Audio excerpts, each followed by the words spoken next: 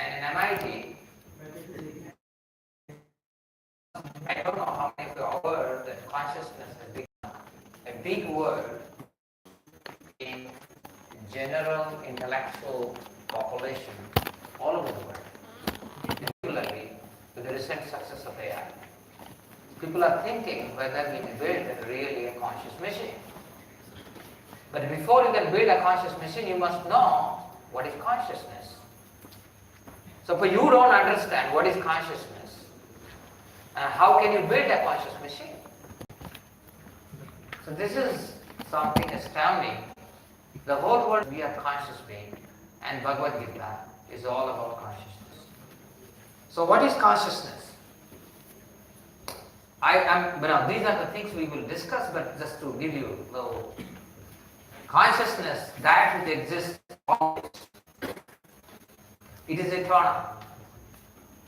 It's always existing. It cannot be destroyed. It is immutable, immovable, unburnt, uncut, unweighed. Means literally, we have not experienced any of these things.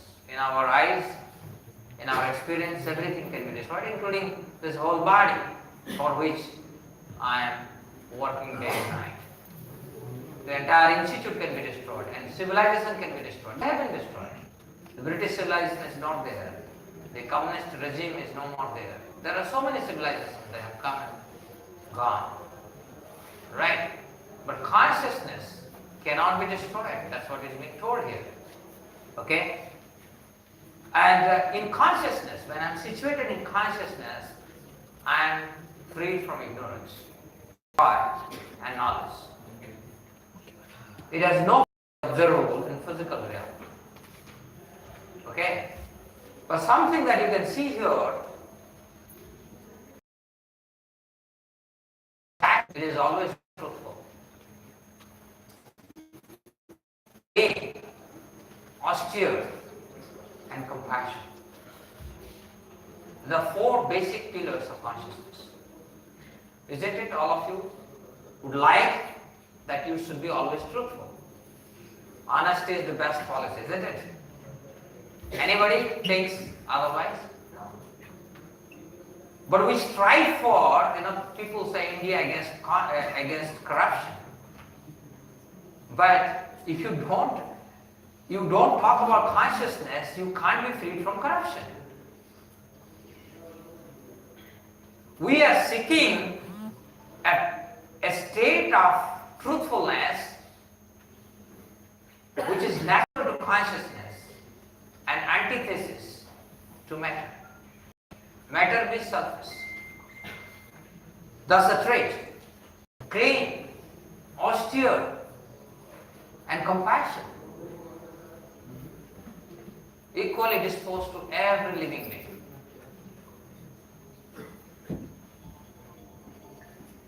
Now I have already told you that recently, now this AI has created a big buzz, right? Like for example, here is a setup in my lab.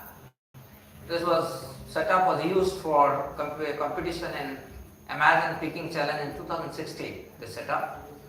And the setup was used in Leipzig, Germany. And you can see here, the robot is given a set of objects to be picked up from a rack. And it is equipped with a camera, simple camera, a camera there. And using that camera, it takes the snapshot, and there are some deep network-based algorithm, and it recognizes what is the object it has to pick up from that list.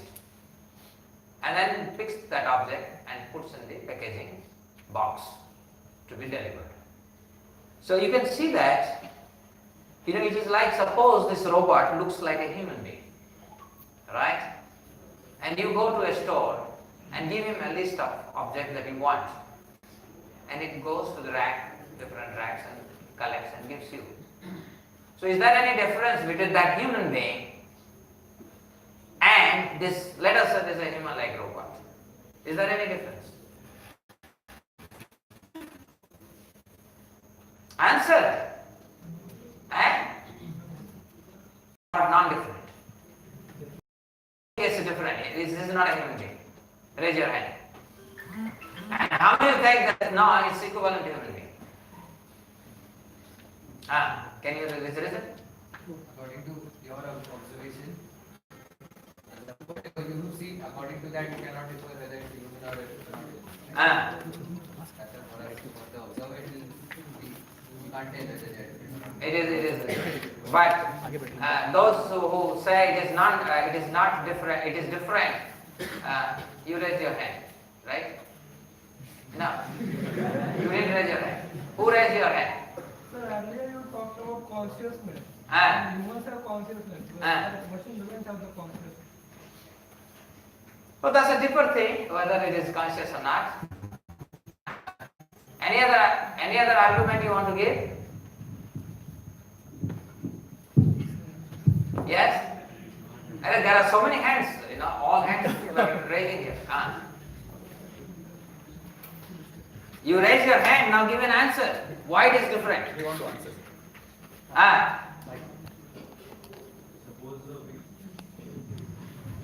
Suppose we tell the machine to bring a pack of sugar, and suppose that machine goes in the rack, and suppose it picks one which is open, which is not sealed. But a human won't pick that that also can be trained. That is not a big thing. There can be many such circumstances. Anything can be done. No.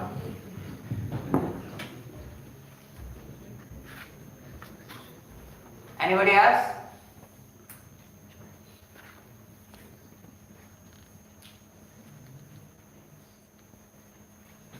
Okay, so I can go little interaction with you.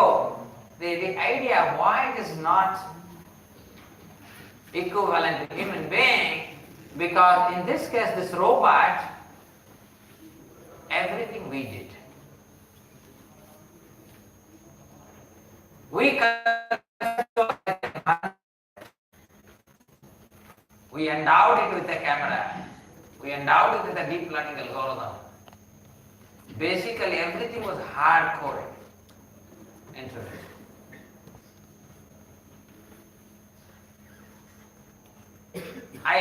This is not part of this talk, so I don't want to go into it. But point is, all the mathematics, there are so many things that are there.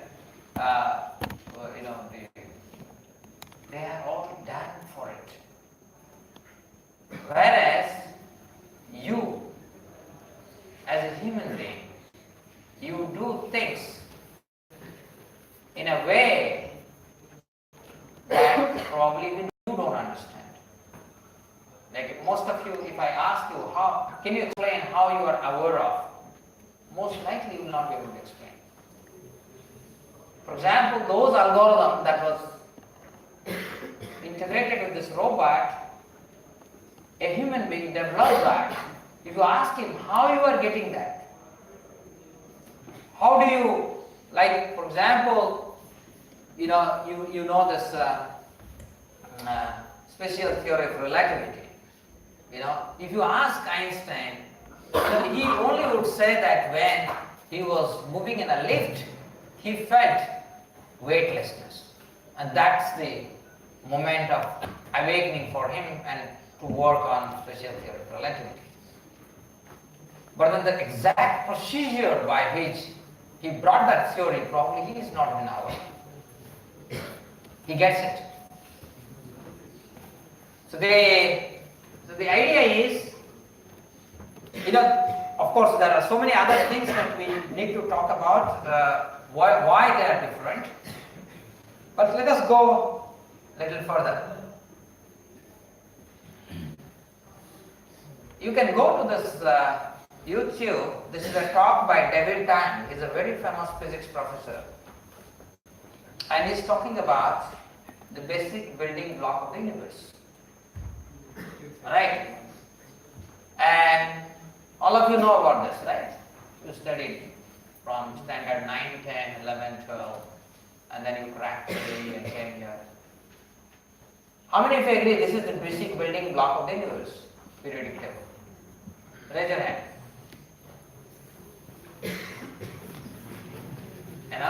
This universe is made of hydrogen, helium, nitrogen, calcium, sulfur, phosphorus, isn't it? So how many think this is the basic building block of the universe? Raise your hand. Many of you are not sure because you are not thinking. All the while for the teachers, CBSE director Professor Ganguly was telling how our schools have been converted to rote learning. That means how many students can score above 90% and how many percentage will pass from the school. That is the only two criteria by which the school functions. And students are never given an opportunity to think.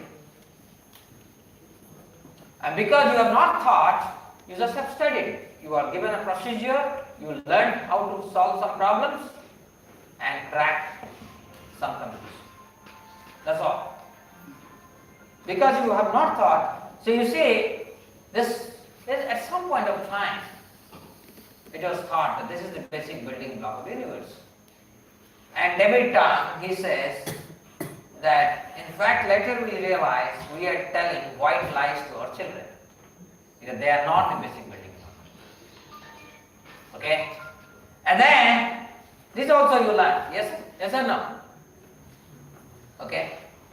So basically at some point of time again you are taught the basic building block of the universe is an electron and two quarks. Neutron and proton.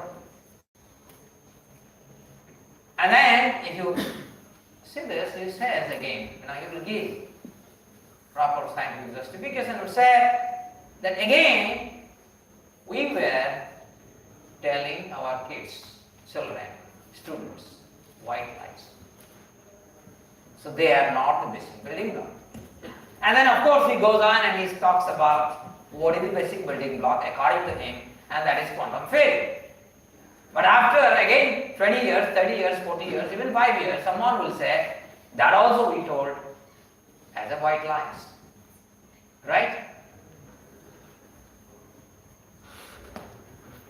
What Bhagavad Gita says? Basic building block of the universe. Semantic space. Have you ever heard? You never entered into Bhagavad Gita. You thought this is something that should be kept in a puja room and do some arti to it. Majority do that, unfortunately. Okay? So what is semantic space? And there it says in Bhagavad Gita, there is one is pure, the other is reflection. And in Indian tradition, you might have heard about a concept called Maya. And that's what it is. And that which exists, always exists, eternal, pure. That's consciousness. And if you look at this reflection of that space, consists of many categories of space. Space of smell, taste, space of form, touch, sound, emotion, concept, and identity. Okay? And I don't know, when you did your plus 2, you might have chemistry lab, right? I don't know. Nowadays I saw even people don't do lab, simply given marks, 20 out of 20, right? So, but in our time, I'm talking about, I studied, in our time we didn't have plus 2, we had ISC, intermediate science. We studied up to 11 in the school and then intermediate. And there, in the chemistry, we used to have finally lab test called salt identification. Alright. In salt identification, before, of course, any salt, there will be a lottery, and there are many salt in the packets, and you go and pick up. Whatever comes by your destiny, you have to identify that. So, day before, we used to go, because that is the practice, we used to go to the lab assistant. Those days, we used to give him 40 rupees, that's a big amount. And lab assistant happily accepts that. Right? And when I got that salt, went to him, he just put in his mouth. I saw that. Just putting his mouth, he said, this is potassium permanganate. Right? So, and once you know the salt, you know what are the things you have to do to finally tell what is this salt. Right? Those things we have already marked on. You see that even our lab assistant, he could identify the salt using the space of taste. Right? This is a science, but we don't know it. So as I told you, can you build a conscious machine? This is very frightening, How can you make a conscious machine? I don't know what is consciousness. Right? The whole world looks towards India to learn consciousness. As I told you recently, MIT invited Indian spiritualists and had a brainstorming session with them to know what is consciousness. But unfortunately, are Indian youth ready to master the science of consciousness such that they can lead the world? This is the century of consciousness. Now people are talking about, because we enter into materialism so much. Have you studied those UN booklet where it says the way the materialism is progressing and the ensuing global warming and the extinct of many species will ultimately cause the extinction of human species altogether within 25 to 35 years. Okay? So now my point is, it's time. It's time we focus on consciousness. Consciousness is going to come to the science in a big way. And it is definitive, because we are all consciously. We must know what is consciousness. So now let us go through a little bit of, to end, because today is just an inspirational talk, and tomorrow onwards we will go deep into different aspects of consciousness. So what is Bhagavad Gita? Approximately 5,200 years ago, it is in the battlefield Arjuna got confused about his duty. You see that there are two sides. One side is Pandavas, the other side is Kauravas. Kauravas means headed by Duryodhana, the other is headed by Yudhishthira. And battle is ready. Arjuna is the commander-in-chief on behalf of Yudhishthira, and Bhishma is the commander-in-chief on behalf of Duryodhana. Battle is ready, and Arjuna tells Krishna, please take my chariot in the middle so that I can see finally against whom we are going to fight and who are with us to fight. But when he sees in the opposite side his own grandsire Bhishma, who loved him the most, his own teacher who promised that nobody can defeat him as an archer, he will be the best archer, and so forth, he entered into absolute morass. He was unhappy. He didn't know what to do. He gave some argument. Why should I fight? What is the need? It's better for me to go to the jungle. I lived because they lived in exile for 13 years before they came back, and they demanded their legitimate right to their land, which Duryodhana denied. So, and after giving argument, he realized he is not the person who can solve his problem. And he realized Krishna is his master. Okay? Although he is acting like as if he is a chariot driver. And he surrendered to Krishna and asked him questions. Hundreds of questions. So Bhagavad Gita is a discourse. One is asking question, the other is answering. Arjuna is the inquisitive. He is in ignorance. He wants to be enlightened. And Krishna is removing his ignorance. So this Bhagavad Gita is not only those who are little spiritual, want to go to temple, they study Bhagavad Gita. Rather, let me tell you, those who often go to temple in India, they never study Bhagavad Gita. Almost 100%. But now see who are studying Bhagavad Gita. There is. When doubts hunt me, when disappointments stare me in the face, I see not one ray of hope on the horizon. I turn to Bhagavad Gita and find the words to comfort me. And I immediately begin to smile in the midst of overwhelming sorrow. Those who meditate on the Gita will derive fresh joy and new meaning from it every day. Here is, how many of you know Hermann Hesse? Can anybody raise? You know. How do you know that? Sir, I read the book. You read the book, Siddharth. Okay. Anybody else? No. So he's a Nobel laureate. He's a German. He came here. He lived in India. He saw the ways of life of India. And then he wrote Siddharth. Siddharth is about the seekers of truth. Right?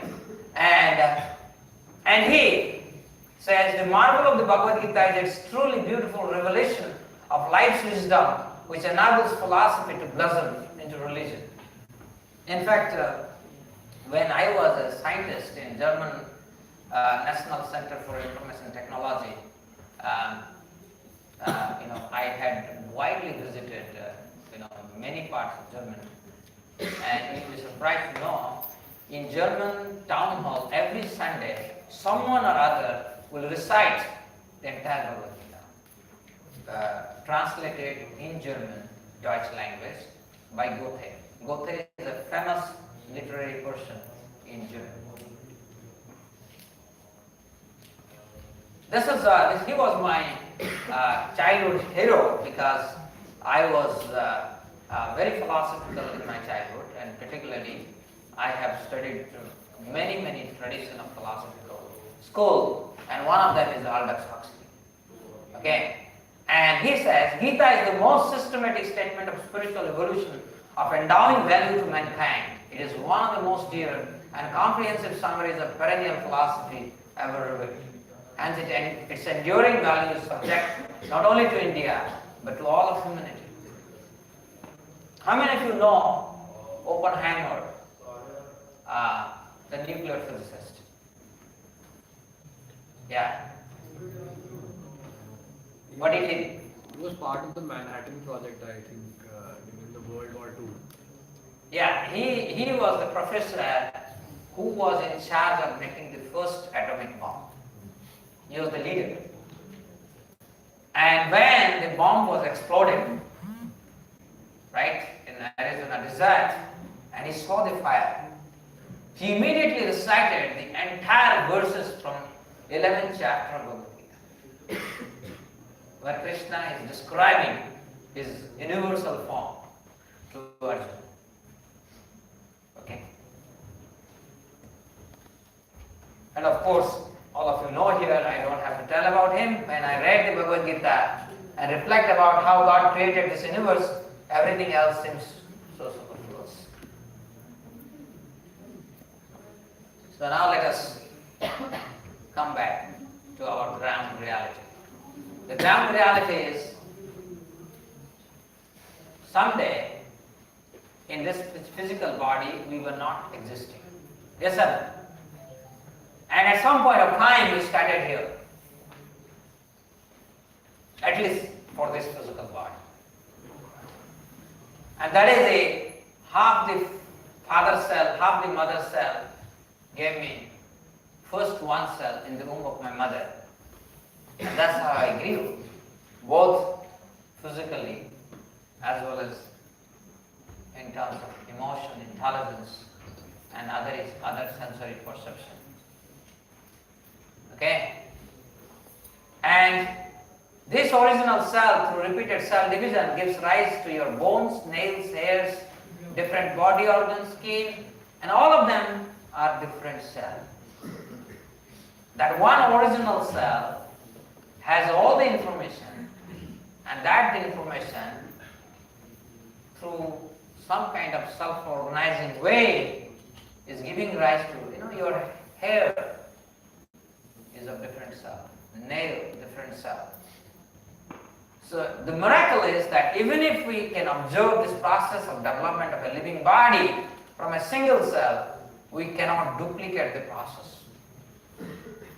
We cannot duplicate the process. The reason is we cannot duplicate it because we don't understand what is consciousness.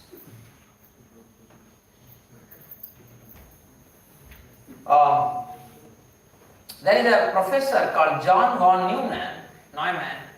He was a Hungarian professor. He's a very popular professor. He was simultaneously a mathematician, a physicist, physicist in quantum mechanics. He's also a computer scientist, simultaneously. And during 1948, 1949, he gave a series of lectures as a thought experiment, right? And he talked about self-reproducing automata. You know that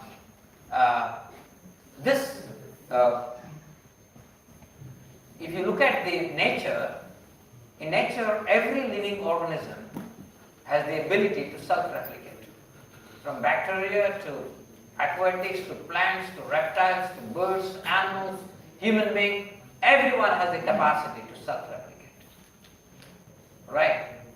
And he did a thought experiment and said, can we start with a single automaton and make it and multiply that automaton in course of time, and that automaton grows in terms of both hardware as well as software. Right? If we can do that, then we can claim there is no need of God. Because we are created. Right? And this is an almost 70 years old thought experiment, and nothing has been achieved in this direction. There is a reason why. I will tell in this course of the day. In Srimad Bhagavatam, is a Vedic literature called Srimad Bhagavatam, 3rd canto, 31st chapter and 1st verse. This is a conversation between a great rishi called Kapila, and he is teaching to his own mother, Devahuti. And he is saying, under the supervision of the Supreme Lord, and according to the result of his work, means your work, we all, by our action, we inherit some karma. The living entity, the soul, is made to enter into the womb of a woman through the particle of male semen to assume a particular type of body. Right? That means I have now a human body. To get a human body, I have to accept a human father and mother, otherwise I can't get a human body. Similarly, to get an animal body, I have to accept an animal father and animal mother. To get a plant body, I have to accept a plant. Of course, plants, their process is a little different, but similar principle. So, formation of living body is a mystical coupling of the soul, which is consciousness, and with the body, which is called matter. It's a mystical coupling. How that happens? So sometimes people nowadays, they are not very reverential when they talk about God, because from the very beginning, childhood, you go to the temple not for God. You go to the temple to get something. Right? When I was doing my PhD in IIT Delhi, I had a friend. He was very close, but when I took interest in Bhagavad Gita, I told him, please come and study. He says, I'm not interested.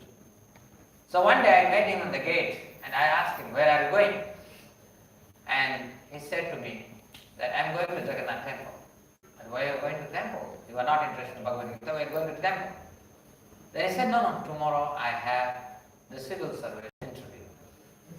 This is why you go to the temple. So if you go to the temple only for that purpose, you can never understand who is God. So basically, most of the atheists, they go to the temple. If I say so. If you are simply going to the temple, just get something, but you don't believe, you don't want to know Him. So that's too bad.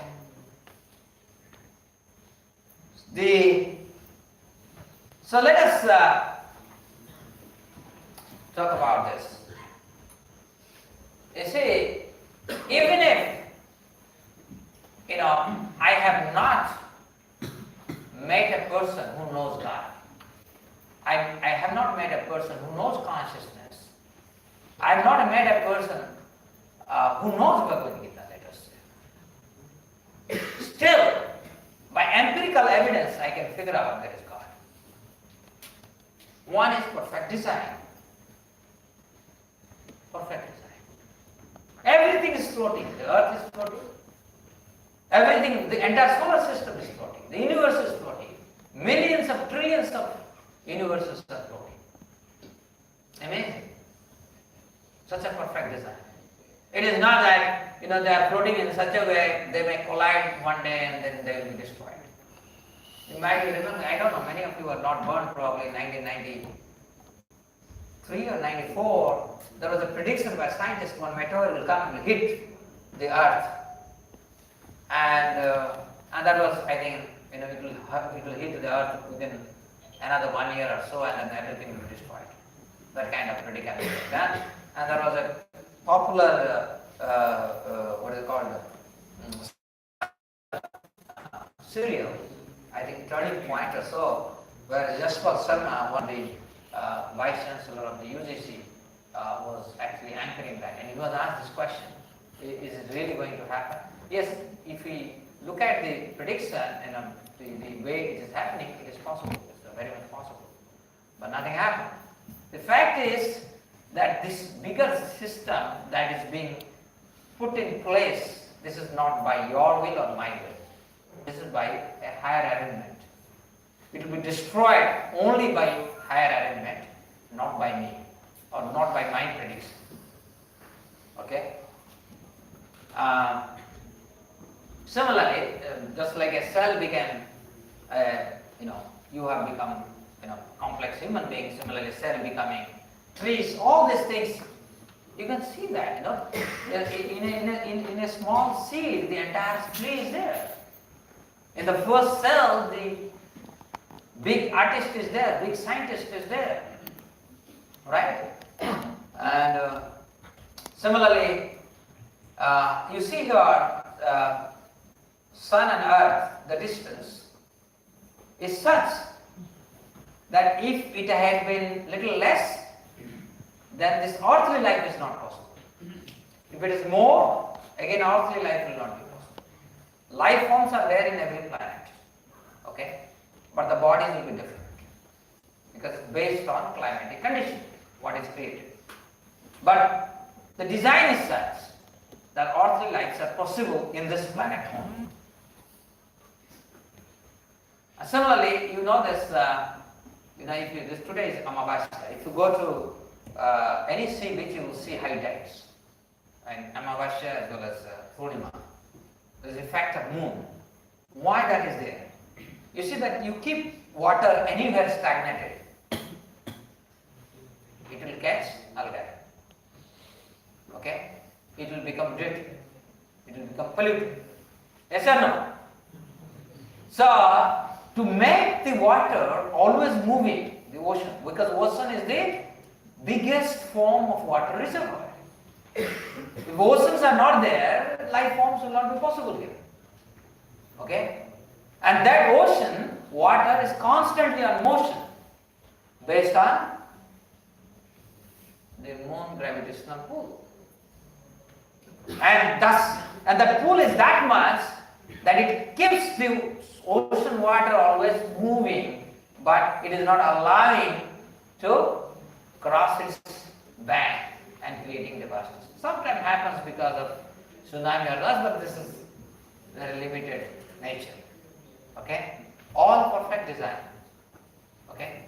This is, you cannot say this has happened by just, certain things just exploded, and by explosion things have become like this. No, this is all nonsense. If you think that this particular house just happened by some explosion, that is ridiculous. Okay? Or you came out of your mother's womb by an explosion.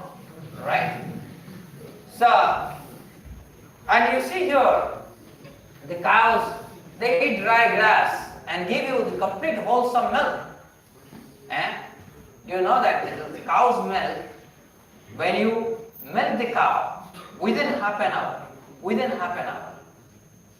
right? As long as that milk is as warm as it is in the cow's body, it has so much of vitality and enzyme. It can bring almost a dead person to life. Just recent 3 months back, we have I run a Gurukul in Vrindavan, and we have a special yoga teacher there. And he was called from Mayapur, a person. He said that my father is dying.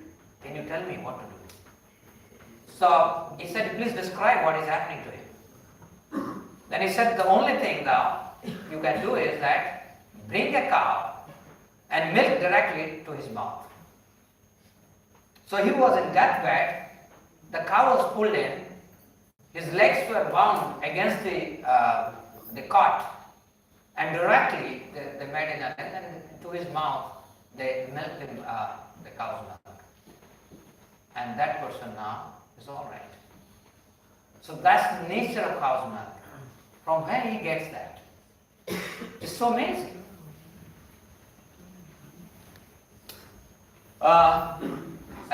We can go on. I'm giving perfect design. Why I'm saying, because you see that we are made to believe, just like now David Time is telling again and again that we told our children, our students white lies, and these white lies are being told again and again and again. And this is what they said, that from single cellular organism, complex cellular organism came. Right? Here is a single cellular organism. E. coli bacteria. The single cellular. And you say that this cellular organism, this E. coli bacteria, it swims in the water. Okay? It's a flagella, and this swims by a motor there. This is a nanometer motor, 45 nanometer in diameter. And it has 20 different parts. Alright? It is so complex, and it develops maximum torque at stall but can spin several hundred hertz. Right? And in fact, this particular study has inspired many research division in many universities now how to build a nano motor. Okay? And we were thinking, or we were told at some point of time, a single cell. Okay? So even a single cellular organism is as complex as a cell from where you came.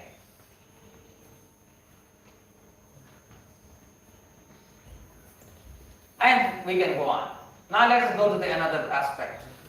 This is called laws of nature, perfect order. Right? So perfect design. So perfect design is there, similarly perfect order. You see, acceleration due to gravity, it is variable than first. Imagine you are traveling in aircraft and suddenly the acceleration due to gravity changes. Finished.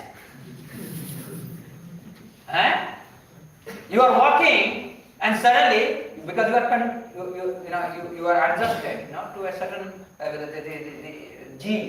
the G that is influencing us, you are conduced to that. Imagine suddenly G changes, you will fall down instead of walking. Okay? Speed of light doesn't change. Earth spins in 24 hours, cutting day and night. The cycle of birth, death, old age and disease is there. Imagine if there is, only birth, no disease, no death. What will happen? Right? For this world. Just imagine. Okay? We pay the price when we try to destabilize this order, and then we have global warming, environmental pollution, climatic changes, seasonal orders, no more there now. Yeah? We don't see now seasons. When we were, I was, because I grew up in, I was born in 60s, late 60s and then 70s.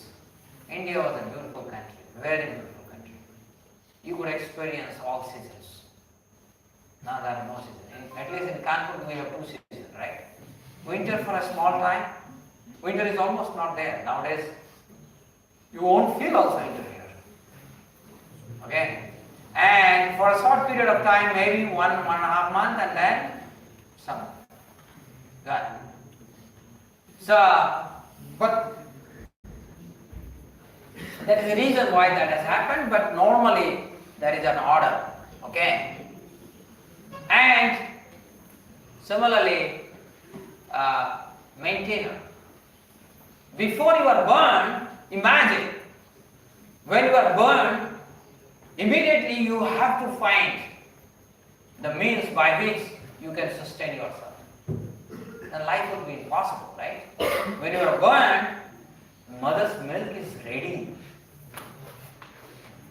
Yes or no? Yes. Yes, right? Mother's milk is ready. If it's not there, you will die. So, basically, you see here, everything is given to us. The parents are given. First, they were given to us. You didn't select your parents, right? The water to drink, the air to breathe, the food to eat, everything is given to us. Education is also given. You cannot say, oh, I cracked IIT. No, you cracked IIT not because you are great special, my dear friend. No. If you would have born probably in a slum, you would have never probably thought about the IIT. Right?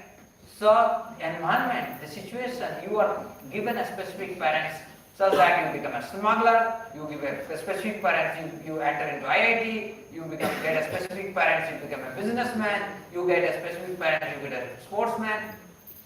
It's given. Okay? Intelligence is given. Everybody has got intelligence. You don't think that you people only have intelligence. Sunlight, moonlight, it's all given to us. Relationship, an invisible guide that guides us. Everything is given to us, and that is how we are maintained. So how many of you give paid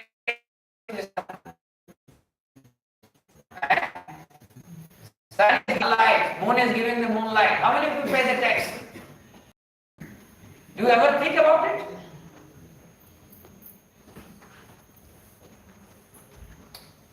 And law of karma. Some are rich, some are poor, some are happy, some are in distress. And many times people suddenly come after this talk. They'll say, why bad things happen to good people? I'm so good. I don't do any bad to anyone. Why bad things happening to me? All of you cracked in jail, you came here, all of you are brilliant. But many of you are getting terminated. Yes or no? So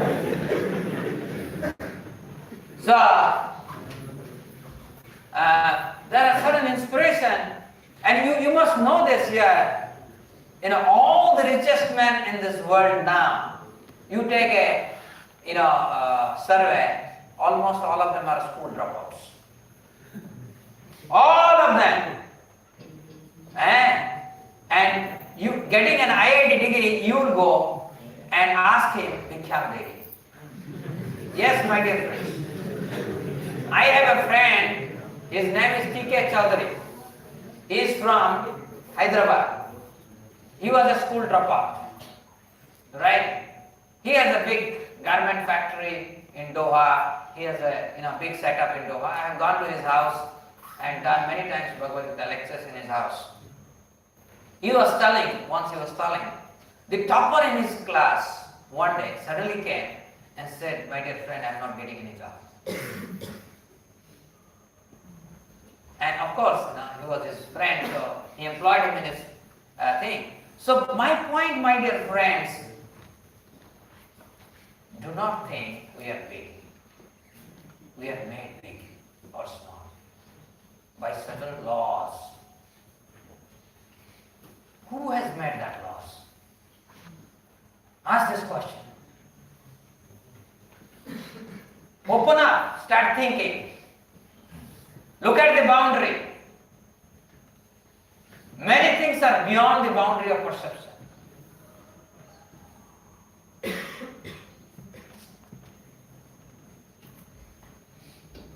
So, how do we know what is best for me? How do I know who is God? Yes, all these evidences tells me there must be God. But from where I will know about it? So there is provision already. They were there before you were born, right? So, all of them are there. Bhagavad Gita and Vedas, they are all eternal literature. Nobody has written it. And of course, Bible, Quran, and these are all Vedic literature. Srimad Bhagavatam, Ramayana, Mahabharata, Guru Granth Sahib. So some preliminary data about Bhagavad Gita. Who is the speaker of Bhagavad Gita? Krishna. Who is Krishna? Krishna is God. In every pages in Bhagavad Gita, you go and read, it's written Sri Bhagavan Uvacha. It doesn't say Sri Krishna Uvacha. Whenever Krishna speaks, it says Sri Bhagavan Uvacha. Okay? And who is the compiler? Vyasadeva.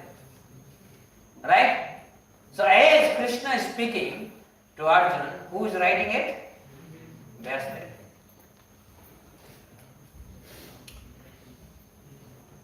And this is also known as,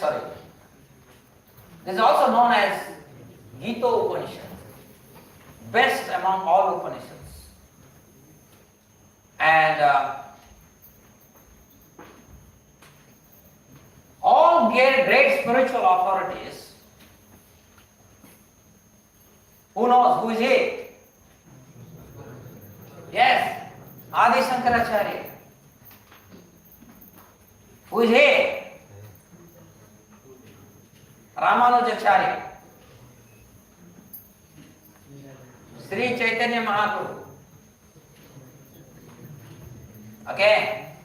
And not only that, you go to the Vedic literature, you will find the names like Narada, Bhishma, Lord Shiva, Brahma, Kapila, Prahlada, Janaka, Sukadeva Goswami, Manu, Kumaras, Bali, Yamaraj, all of them unequivocally state Krishna is God. And in Bhagavad Gita itself Krishna declared, I am God. Mataha parataram nanyat kinchit asti dhananjaya. There is no superior truth than me. He also said, Aham sarvasya prabhavo mataha sarvam pravartate. Iti matva bhajante ma buddha bhava samantita. When I was teaching a credited course on Bhagavad Gita and I am Indore, some students went and complained to their director. He said, this teacher is only speaking Bhagavad Gita, we want to learn Bhagavad Gita, but he is only speaking about Krishna. Right? So this is the biggest irony. Right? Suppose you are reading Siddhartha, you should not be speaking about Hermann Hesse. Suppose you don't speak about Hermann Hesse, is there any meaning to start, how can you speak about Siddhartha? The soul is lost. Okay? Suppose you have written a book and sometimes people say, throw him. and read the book. You will not get anything because context is lost. Okay? So similarly, Bhagavad Gita, if I am reading Bhagavad Gita and I don't understand the speaker, then how can I understand what he speaks?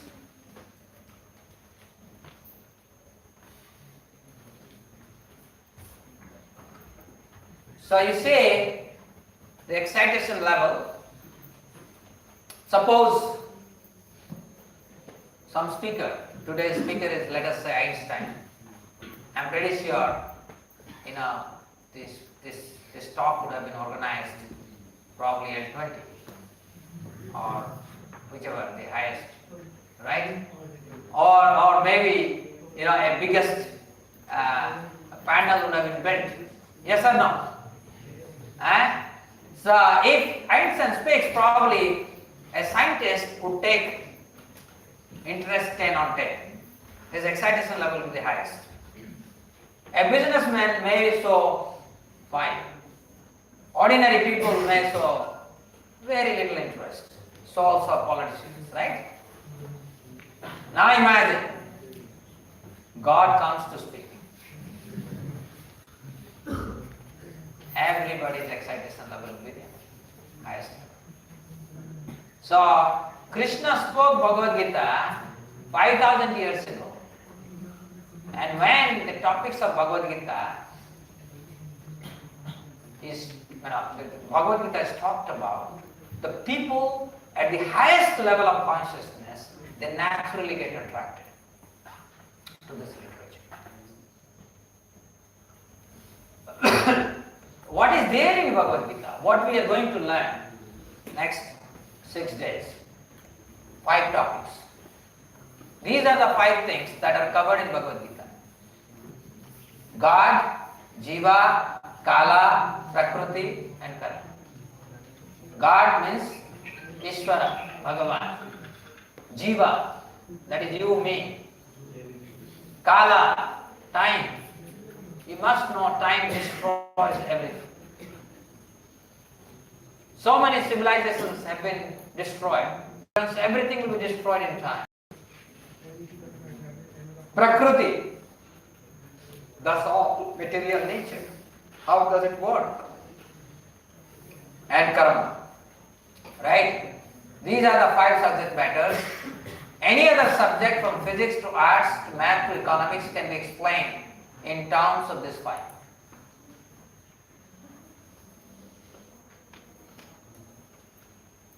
This is what we will learn actually. So what is Bhagavan? Bhagavan means he who possesses all opulence. Bhaga means opulence. Aishwarya, Prachurya. Ban means possession. He who possesses all opulence. Like when I say beauty, you may say, I am Mr. IIT or Miss IIT. Somebody say, I am Mr. Kanpur or Miss Kanpur. And finally, Miss Universe or Mr. Universe. But nobody can say, I am the most beautiful or all beautiful. And that's God. All wealth. Ambani may compete with Mukesh Ambani may compete with Bezos to become the richest man. But nobody can say, I have everything. Trillions of planets are within me. Trillions of universes are within me. And that only can be claimed by Krishna. All wealth, all power, all knowledge, all fame, all renunciation. And let me tell you, there is no other opulence beyond these 6. You categorize any opulence. Okay? Anything, कोई भी ऐश्वर्य अगर आप सोच रहे हो, ये मुझे चाहिए. Okay? And all of them can be clubbed into this 6. Okay? And all of them are within God. And that is why he is Bhagavan.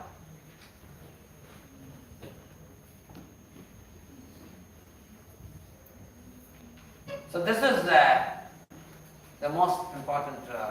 Before we start tomorrow, I would like to let you know, this is the verse that talks about the spirit of Bhagavad Gita. You want to read Bhagavad Gita, but you go to the Bhagavad Gita without any reference to its speaker, and you want to use it as a business. That means you want to, like now people, what do they do nowadays? Suppose you want to write a novel or write something. What do? You go to the library, study 10, 15 books, get some ideas and get some extracts, and then finally you write your composition and say, oh, this is my write-up. Right? That's what people do. Okay? But you can't do that in Bhagavad Gita. Bhagavad Gita is not to manipulate. Bhagavad Gita is to make yourself. Bhagavad Gita is the way of my life. Bhagavad Gita is make myself conscious. Bhagavad Gita is there to understand what I am. Who am I? Bhagavad Gita is there to make me or to put me on the path or a journey in consciousness. Okay? So, this verse which is there in Bhagavad Gita 4.3, it says, Savayam maya tedya yoga praktaha puratanaha bhaktosi me sakha cheti rahasyam hi etaduttama. If you look at the translation, that very ancient science of the relationship. Okay, yoga means relationship. We say, when we say yoga, what is the meaning of yoga? I have a relationship with God. Yoga means that suppose I have my father and mother, and I never reciprocate in that relationship, then I must feel connected to my father and mother to tell they're my father and mother. Okay? And that relationship actually built through service. My father and mother, they have served me, and hence I feel connected to them. And when I serve them, they feel connected to me. This is called relationship. So yoga means connection or union with God. That is a relationship. And that relationship we have to be established. I have to establish that relationship. And Bhagavad Gita tells me the yoga system by which I can connect myself with God. So that very ancient science of relationship with the Supreme is today told by me, that is Krishna, to you, Arjuna, because you are my devotee as well as my friend. Therefore, you can understand the transcendental mystery of the science. Basically, language of Bhagavad Gita is not of Sanskrit. Sometimes people say, oh, let me learn Sanskrit and I will understand Bhagavad Gita. That is the greatest illusion and greatest ignorance. It's like if you say, oh, if I learn English, I will learn physics. Idiotism. Okay? Even by learning English, you cannot understand Shakespeare's whatever novel or compositions. Still you need training. Okay? So, the language of Bhagavad Gita is a language of devotion or surrender. Surrender. Why? Why devotion? Because God is my natural father. God is my natural friend. God is natural guide. God is my natural philosopher. He is situated in my heart and He constantly gives me guidance when I am looking towards Him. So just like Arjuna surrendered to Krishna and told him, please remove my ignorance. Similarly, when we surrender to, but he is not an autocrat. You see that Arjuna is an ordinary soul like you and me, but Krishna became his chariot driver. So Krishna, although God is infinite, you surrender to him doesn't mean that you become his, kind of slave. No. In this case, Arjuna is kind of master and Krishna is like a servant because Arjuna is ordering and Krishna is actually driving the chariot. And God is like that. Krishna is like that. When Draupadi called out for Krishna, when she was being disrobed, Krishna is then and there with infinite sari. Okay? So that's God. We have to connect ourselves with God. And how we connect ourselves with God is the science of Bhagavad Gita. So this is the spirit. So finally we come to conclusion. Bhagavad Gita is a complete science, science of both consciousness, which we call spirit, and matter, from a holistic perspective. Bhagavad Gita informs that we are tiny divine particles having same quality as that of the absolute divinity, that is Lord Krishna. That means I am also divine, you are divine. But the divinity is covered by ignorance. And because I dwell in ignorance, instead of becoming righteous, I am corrupt. Becoming clean, I am unclean. Remaining austere, I am overindulging. And instead of being compassionate, I am very cruel, exploitative. Right? Daily bathing in the message of Bhagavad Gita will help us to revive our divinity, that is spiritual qualities. So, conclusion, when Lord Krishna speaks, everyone hears with rapt attention. Lord Shiva, Brahma, Narada, Kumara, Prahlada, Dhruva, Manu, Bhishma, Adi Shankaracharya, and all contemporary thinkers, they all hear with rapt attention. Okay? And even there is a verse in Bhagavad Gita, 2nd chapter, 50th verse, which says, Buddhi yukta jahatiha ubhe sukrute duskrute tasmat yogaya yujyasya yogaha karmasu kausalam. A man engaged in devotional service rids himself of both good and bad reactions, even in this life. Therefore, strive for yoga, which is the art of all work. That means whatever you do. Sometimes people think, if I accept Bhagavad Gita, I will become less of a person. That is completely. Sometimes people think, those who are good for nothing, they should become spiritual. They should become spiritual. And that is why you see nowadays many God-men come. Uneducated, illiterate people, and people go and start worshipping them as God. And after some time you see these God-men, they are taken to the jails. Why that happens? Because that is what is our current understanding. Our current understanding is spiritualism means that is meant for illiterates and idiots and rascals. Okay? No. Spiritualism is an empowerment. It's an empowerment by which, we become better. Like Arjuna, he was the best of the archers. I don't think if one Arjuna would come here, one Arjuna at this particular moment, for him to become the emperor of this entire world is just it is effortless thing. Effortless. He's so powerful. He's so powerful. So Bhagavad Gita empowers us. Why? Because this is about me. When I'm conscious, I'm like a king. So that brings in the art to all your actions. When you cook in a best possible manner. When you do science in a best possible manner.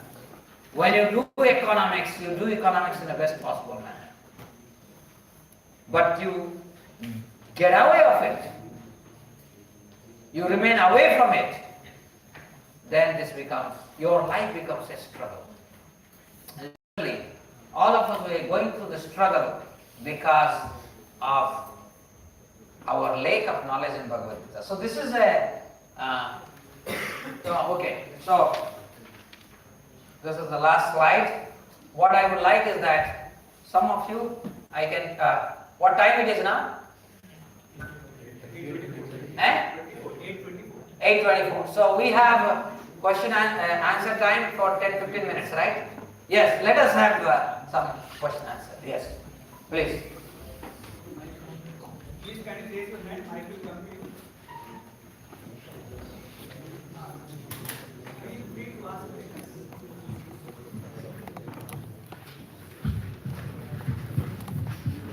Please be present because it's a questioning. If you start questioning, then only there is a, you will see because the spiritual process is unless you seek, you won't get it. It is not thrown. We cannot throw things upon you. You have to seek it. You have to ask questions, and only when you get the substance. Yes, somebody. Yes. Can God be the source of infinite energy, or energy is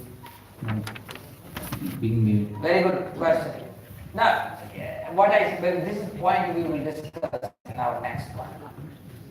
What is the concept of God, infinity concept of God? But just to give the answer is that God can create energy and can destroy energy. Did you ever think about that? Okay. What science says? Energy can be conserved. Energy is always conserved. And let me tell you, that's a myth. That's a myth. Energy can be created and destroyed. Okay, that's a science, semantic space. We have been working on it, and hopefully in my lifetime I will see this as a story. But it is not my idea. This is Krishna's idea. Right?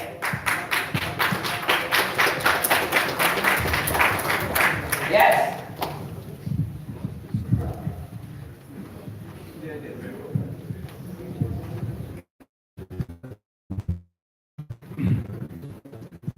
Time is the ultimate development of every purpose.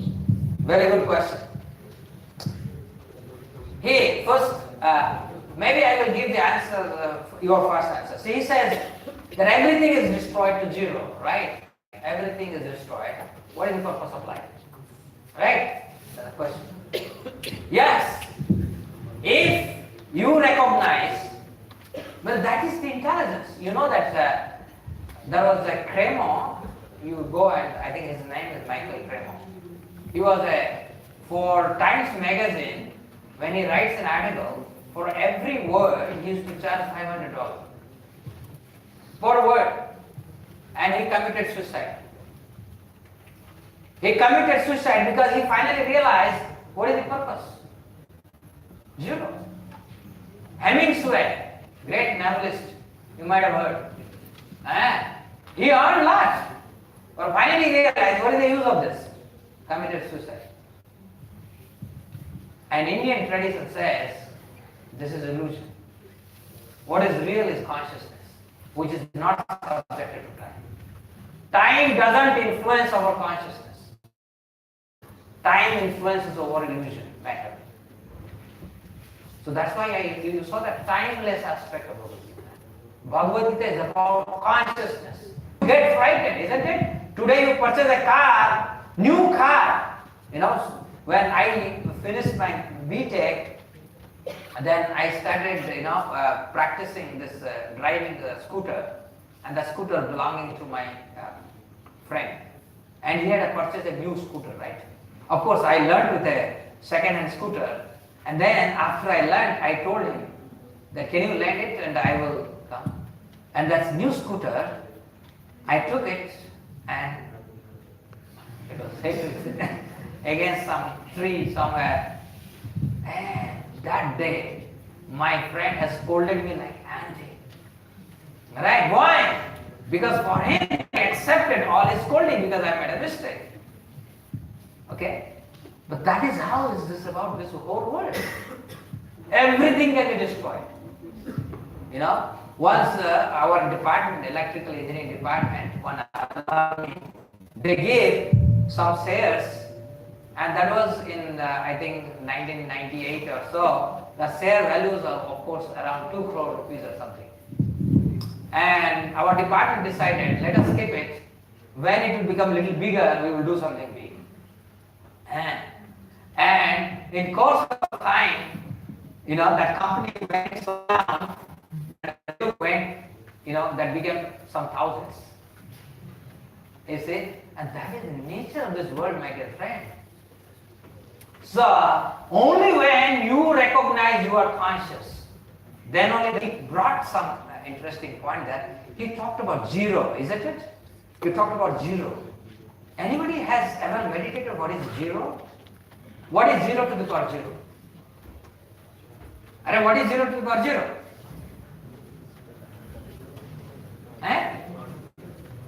Not a thing. But normally we say 0 to the power 0. 1. How it is 1? In a limiting case. Okay? Suppose I find out 0.01 to the power 0.01. It will go towards 1. Okay? It is not exactly 1. It will be 0.99 something. You can find out. You can easily do that math, isn't it? 0.00000001 to the power 0.00000001. So when you do that, what do you find? 9,999 to the power 10 to the power minus 9,999. You can do that. And still you will find it is 1. But in spite of doing that, you can never reach 0. Can you reach 0? You can go 10 to the power 9,999 factorial. You can never reach 0. Just like you can never reach infinity.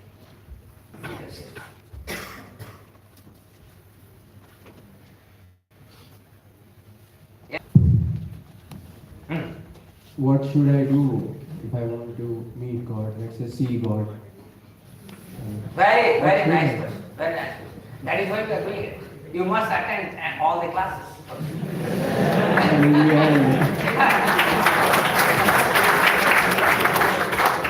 This is our way of life, my dear friend.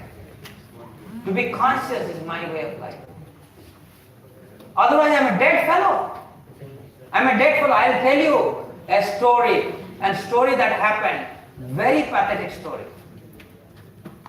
There was a student in electrical engineering, I think 2002 or 3 he entered and he passed out 2006 or 7. His name is Mr. Pratik Mishra. Pratik Mishra or some Mishra? I am forgetting his name. For Bhagavad Gita only once. And I used to see him in the corridor and tell why you are not taking it. If you are not a seeker, you cannot take it. You have to be a seeker, then only you can take it. It can be forced. From here, he even ever have. Be conscious, you will never die. Our objective, Mrityur, what is that? Mrityurma Amrutam Gamaya. So, not to die. That is for this matter. Death is not for the soul. Consciousness doesn't die. So that's how it is important. Is that clear? And you have to take interest. First thing, you illuminate hundreds and thousands. Okay? Next. Yeah.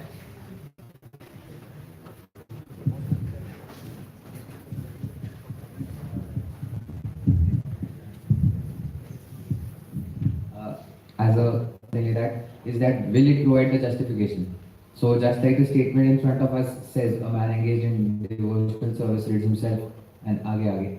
So will doing this or will does Krishna, in whatever he says, give any justification, or does he expect you to have faith? Very good question. In fact, you are living in faith. You are living in faith. I started that, right? What David Tag told. The basic building block of the universe, we told lies. But you live in faith.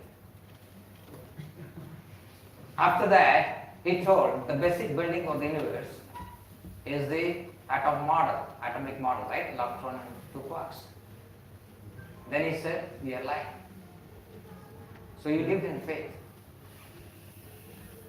Right? Now he is telling, his story is that quantum field is the basic building block of the universe. According to him, after some time somebody will come and tell, this was a white line. So to answer your question is, Bhagavad, it is absolute. Nice what you like. Me and my wife, we were in Marie Curie's lab in Paris. And there we met one chemist, right? And during the discussion, we were discussing, we were a person, right? When we were discussing, and in the discussion we learned so many things. And one of the things, many things he was telling, and one of the things is that he has many wives, some of them are his son, has been caught in child drug abuse. Okay? And he's so worried. Right? So a person who is thinking is a scientist, and during that discussion also came that he has got just a Euro grant called 3 million euros. And he said, he was telling that they gave him 3 million euros. And he's lamenting and is hoping to get a Nobel Prize. And worried that he has to attend to the needs. His son has been drug abused, so he has to do so many paperwork. You think he is doing science? That cannot be science. If you are doing science, the first trait is you are in equilibrium. One definition of science as scientist is given in Bhagavad Gita, which says, Brahma Bhuta Prasannatma na sotati na kankyati. A person who understands who he is conscious, he neither laments nor hankers. I need more. I need more. You got 3 million euro, right? There are people in the, you go to the Paris street, there are people, there are beggars sitting there. You throw 2 euro, 1 euro. He doesn't have even a single euro. And here you claim that how that can be science. And he is worried that whether, and next sentence in Bhagavad Gita says, Sama sarvesu bhutesu mad bhakti labhate param. A person who is conscious, he neither laments nor hankers. And then he is equal to every living entity. Particularly our Indian society and Indian politics is so caste-driven. Bhagavad Gita talks about equal to all living entities from plants to aquatics to birds to animals to human beings. And we create division in the human being itself. How that can be science? And when you think you are an intellectual, you are not scientist. Okay? But you attend more, you hear more, you will recognize this is science, this is not science. Above 50, I am now approaching 53. You are young. If this century will solve the mystery of consciousness, then that person who will break that mystery is a person who knows Bhagavad Gita. Nobody else. These Harvard scientists, to MIT scientists, they come to India to learn our literature. We may not be doing it. So it doesn't matter who does it. But whoever does it, Yes. Soul and consciousness are different, or if they're different, then how are they different? Now, soul and consciousness are same. You are a conscious being. When I say I am a soul, I am a conscious being. Yes. Between me and my dead body. I am not there. Yes. But you think this is me. That is illusion. That is why it says, Vidya Vinaya Samparne Brahmani. A Pandit, and according to our literature, Bhagavad Gita, Pandit is not a person who sees you as a Pandit because you have big academic record. No. Pandita is that person who sees an elephant, Suni, a dog, Sopacha, a dog eater, all of them with equal vision. Means all of them are conscious beings, but have got a different dress. Right? So when you see me and you don't see the consciousness, that is faulty. Like Descartes. You might have heard about Descartes, right? Even Descartes told, let me tell you about Descartes. He said that you see this chair, right? He said that if you see this chair, but if you are not seeing God, then you are not seeing the chair. Conscious being can only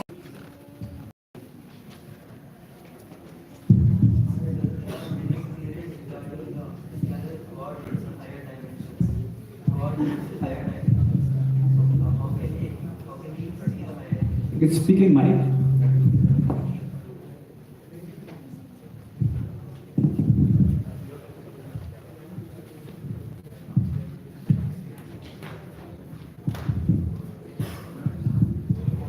There are many theories that God exists in higher. electrical. That